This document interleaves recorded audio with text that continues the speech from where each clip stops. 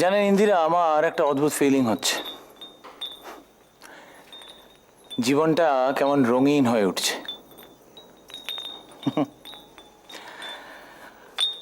আপনার কেমন লাগছে? ভালো। সে কি ইন্দিরার কদিনের মধ্যেই তো আমাদের বিয়ে। শুধু একটা কথাই বেরোলো, ভালো। ভালো। আপনি কি জানেন, বিবাহিত জীবন তখনই সুখের হয় যখন একে অপরকে শ্রদ্ধা করে। ওই সেদিন আপনি আমায় একটা কথা বলেছিলেন না, যে আপনি আমায় শ্রদ্ধা করেন, সেই কথাটা আমার খুব ভালো লেগেছিল।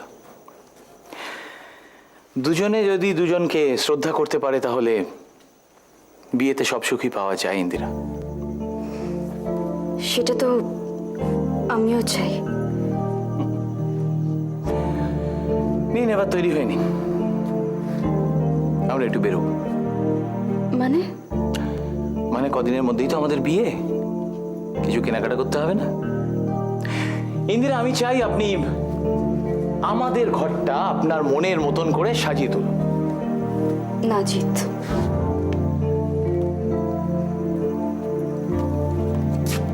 এখন নয়, বিয়ের পর। ওকে, আই আন্ডারস্ট্যান্ড। কিন্তু আপনাকে একটা রিকোয়েস্ট করব। কি? ইন্দিরা প্লিজ, আমি আপনার জন্য একটা রিং কিনতে চাই।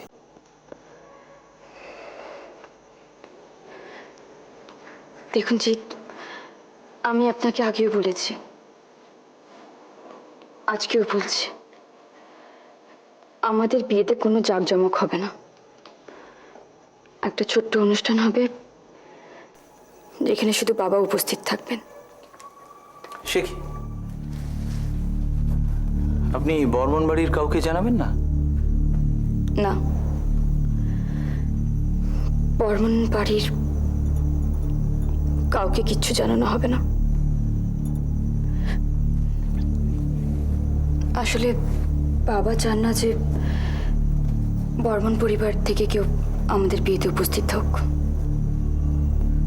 আচ্ছা বেশ, তাই হবে ইন্দিরা।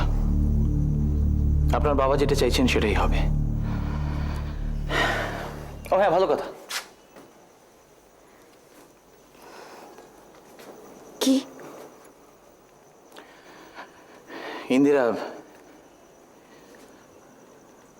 আমি আপনার আত্মমর্যাদাকে শ্রদ্ধা করি।